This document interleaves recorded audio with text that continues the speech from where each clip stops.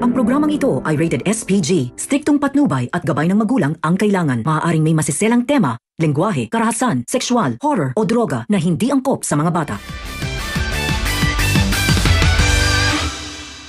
Gumawa na nga ng hakbang itong si Ivana para siraan itong si Venice sa pamilya Palma dahil nang makakuha nga ito ng kopya ng tiket ni Venice na pumunta ito ng Bali ay agad niya itong pupunta sa mansyon ng Palma para sabihin kila Sir Gob na hindi naman talaga si Venice ang kasama ni Francis kundi si Roberta Magbanwa.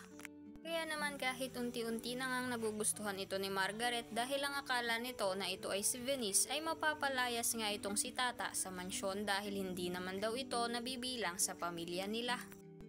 Sa kabilang banda, sinubukan namang tumakas nitong si James mula sa mental hospital pero dahil nga maraming nakabantay doon ay agad nga itong mahuhuli at sa pagkakahuli nga dito ay magwawala-wala ito kaya naman agad nga itong tuturukan ng pampakalma para hindi na ito makapanglaban pa. Samantala dahil nga nadismaya si Sir Gob sa ginawa ni Francis na pagpanggapin bilang Venice itong si Tata ay hindi na ito papapasukin ni Sir Gob sa opisina at mapapatanong na lang itong si Francis dito na kung tinatanggal na daw ba siya nito sa kumpanya nila.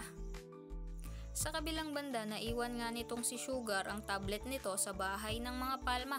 Agad namang makukuha iyon nitong si Julius at sa hindi nga inaasahan ay mapapanood nito doon ang video ni Venice na nakikipaghiwalay na ito kay Francis at sumama nga ito kay James.